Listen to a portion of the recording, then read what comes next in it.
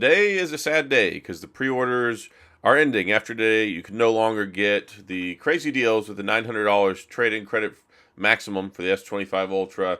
Don't get the extra $300, $350 worth of freebies, free earbuds, whatever. This stuff's gone. You have to pay full retail price or whatever Samsung has going on.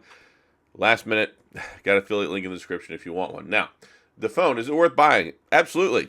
I've been using it for over 2 weeks now. I did my 2-week review. I've tested out the camera, tested out the battery life, tested out the whole thing.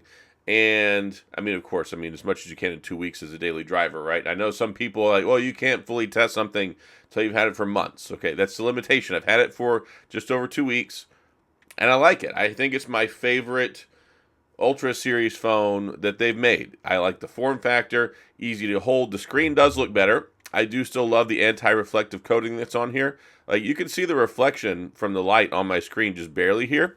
But I'll grab another phone. I'll grab my Pixel 9 Pro XL. Look at this. Look how much more glare there is on the screen than you get with the S25 Ultra. Like, so much less. Now, if the screen's on, it's going to be less because it's got its own brightness. But yeah, it's one of those things where it's a really nice thing, right? So I do like the anti-glare, anti-reflective screen. I do like the big 6.9-inch screen, 2600 nits brightness. It is a beautiful panel. It looks fantastic. Looks better than last year, even though it's basically the same. I guess they just reproduced it and upped the power or something. I don't know. I don't know what the science is behind it, but it looks better. One UI 7, super nice. The S Pen is still really nice. It's still best in class. Like, nobody makes an S Pen. Nobody makes a stylus like the guys over at Samsung. And yes, if you're one of the fringe outliers, what Samsung determined was the less than 1% of people using the Bluetooth function for the shutter and for the air gestures, my heart goes out to you. I really wish that they would have kept it. I am never an advocate for taking away anything, but most people apparently don't care, and it doesn't impact their buying decision. And it doesn't bother me because I don't really use them in the course of my day-to-day life. But of course, you can also use other things, right? You can get a Bluetooth remote shutter. You can use the Galaxy Ring. You can use the Galaxy Watch to take photos with. Those two things are options. You can hold your hand up to activate it with the palm gesture. You can say cheese. You can set a timer. So I guess Samsung's like, look, there's 18 million different ways you can take pictures without having to press the button. So I don't know. But what I do find odd is apparently they are still selling replacement styluses. They're still charging $50, but they don't have a battery. They don't have Bluetooth features. So you'd think they could shave some of the price off there. I don't know, maybe. But that's just my thoughts. So I do like the phone. I think the cameras, even though they are the same lenses, the improvements we have with the AI and the computational photography, and Samsung worked directly with Snapdragon on this to fine-tune and rework the camera algorithm. So it does take better photos. The zoom looks solid. The regular photos look solid. And I did my camera review about a week ago, and I've been pretty impressed with it. I haven't had any complaints with it. It works pretty good. Yeah, the cameras I think are good. I would like to see them change at some point, right? Maybe next year. We've been saying that for a couple of years. I don't think there's any one of the multiverse realities where Samsung could keep the same cameras again next year. We're on like year 3, year 4 with some of these things and some of the phones. So yeah, they do need to change that next year. I think this is the last year they could get away with it. I still think the phone is an Ultra. It's still got a lot of stuff there. You still got DeX. A lot of people are like, oh, DeX is going to go away. DeX is still there. So apparently more people use DeX, I guess, than use the shutter features because they left that in there. DeX is still nice. I would like them to refresh it at some point and make it a little bit more modern. But it's still there. You can still use it wired to wireless. You still get 5,000 milliamp battery. And a lot of people have a lot of reservations about the battery. I think the battery life is excellent. I think it's all-day battery. And if I'm in, and I consider myself in like part of the upper half or 1% or whatever power users when it comes to phones, I use these things all day long. I manage my business from this, which of the business of YouTube, right? I'm continually in there replying to comments. My screen's on for hours and hours and hours. I'm looking at video stuff. I'm doing research. I'm very involved with my social media, with X, with posting stuff and Instagram. I use my phone a lot. And if it lasts me all day, I feel confident when I tell people who watch my videos, it's fine. Like, the phone will last you all stinking day. Like, it's a good phone. It's not 24 hours of battery, but 8-9 hours screen on time, I think you should be able to get pretty easily. You've also got light mode. That's another thing that's not a problem. And that gives you extra, like, small reduction in power, but actually gives you quite a bit extra little battery life too. So I mean, there's a lot of stuff you can do. The phone is an all-day phone, no question about it whatsoever. So I don't have a problem if it's the same 5,000 milliamp battery. Why? Because the new chip is 40% more power efficient. So if already the S24 Ultra last year had the best battery life I'd seen in years, and then you turn around and you give it a 40% more power efficient chip the next year, I mean, the same battery I think is pretty all right. So I think a lot of people, I don't know if maybe I've just been doing this for so long, and maybe I get desensitized to some of the stuff I used to get more upset about, because maybe 3 or 4 year old Adam might be like, it doesn't have the 10% silicon carbide. But now I'm like, but it gets 8 hours, 9 hours screen on time. I always said that if I could get 6.5 hours of screen on time, I would be happy. And that would, I wouldn't complain. That would be good enough for me. And I've maintained that standard for a while, especially ever since we've been able to do it. These are not the dark ages of the Pixel 4 that I could kill in 2 hours and 45 minutes. These are not the dark ages of the S22 Ultra, where I could kill that sucker in 4.5 hours, even though it had a 5,000 milliamp battery. Yes, the battery technology is not 2025, but it's also fantastic and gives you all-day battery. So what's the problem, right? So I'm okay with the battery. I'm okay with the battery life.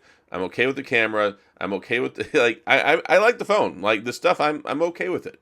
And I think if you're interested in buying one, you'll probably be really okay with it too, because I think what they've really barreled down on this time is the actual experience. The experience feels better, and One UI 7 feels very cooked. Like it feels done. It feels like it's ready for Thanksgiving dinner. I feel like they did a good job with it. I like what they've done. I like the subtle little changes they have. It feels so much smoother.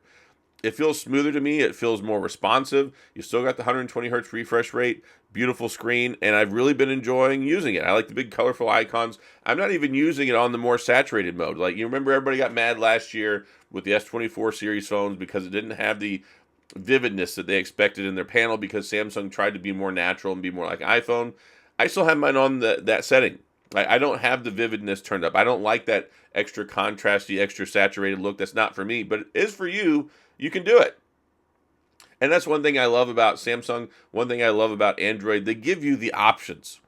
And that's one reason why I love Android so much more than I like iPhone. You have all these options, all these things you can customize. It's better than ever with the AI. I like the simple speech where you can just go into the settings. One of the things that used to drive me crazy, and still does with a lot of Android phones, is they'll come out of the box. Then they have the menu buttons down at the bottom. I like swipe gestures.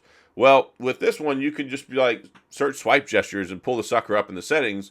Whereas I got to go through like 3 layers of verbal judo and trying to find my way, like Indiana Jones, trying to find settings in some of these phones to adjust them. So they did to make that better. It's great and easy to search for photos. They got updates for generative edit, updates for all sorts of different AI stuff. They're leading the way when it comes to AI. They're like hand in hand working with Google, making some good stuff. So I think a lot of the frustration with this phone, everybody just focused so much on, it doesn't have that 10% silicon carbide that the OnePlus phone has, or it doesn't have the Bluetooth features anymore. But I think the important thing is to look at the phone and use it and enjoy it for what it is, which is a really, really good phone. And I really enjoyed it. I mean, I don't watch other people's reviews. Somebody told me the other day, like, there's people who are making bad reviews about it. I'm like, I don't watch other people's reviews. I just don't. I make my videos. I watch my videos before I put them out to make sure I don't, say anything stupid, or, I mean, I don't even do that really, honestly. But I mean, I don't watch other people's reviews because I don't want my perception and my testing and my evaluation to be skewed by other people's opinions and thoughts and what they're doing. So, yeah, I based off my experience, the years I've been doing this, all the years I've been covering Samsung phones, I really like it. I think it's a really nice change with the form factor. I like the flat sides. It feels thinner, easier to hold, and it's just a refreshing experience for me for the Ultra. So I think it's a good phone. I think if you're interested, you'll still like it. You'll love it, and you can get some more of it, especially when you want to pre-order one. Today's the last day, folks, and today may be a sad day that the pre-orders are going away. But tomorrow's a happy day because you can walk in the store and buy one. But if you want to get all the great freebies, the $900 max trading credit, all the extras and stuff, you can get free Galaxy Buds 3 Pro. You can get a Galaxy Watch Ultra for like $200 or $300. Like, there's a lot of great deals you can combine with the phone, use the free credit and all that stuff. So affiliate link in the description. That's it. If you wanted one, I hope you got one and got some cool freebie stuff. If you got one anyway, I've had so many people, they've been shipping out so early. I got mine on the 30th. So these things have been shipping out early. A lot of people have been getting them. I've got so much positive feedback. As much as I've seen in the tech community the criticism for this phone in many different ways, I think that the people who have bought it, I've never seen more positive sentiment from people in the comments. Maybe it's just because everybody got it so early. I've been seeing a lot more of the comments, but normally it's like a Pixel will come out and a lot of people will like it, but then some people are like, I don't like it. I don't like this. It's still heating. I'm returning it. Or you get an iPhone, they're like, same old, same old. I got buyer's remorse. I'm getting it back. There's always a handful.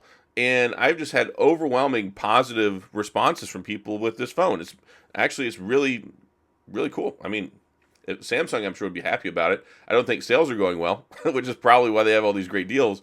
But yeah, I think it's a good phone. So that's all I got. If you have any questions, comments, gripes, concerns, complaints, all that stuff, please go to the comment section. I'll do my best to get back with you. If you enjoyed the video, please hit the like and the subscribe button and the little notification bell if you want updates when new videos come out. And as always, thanks for being here. I appreciate you watching. And I'll see you guys next time.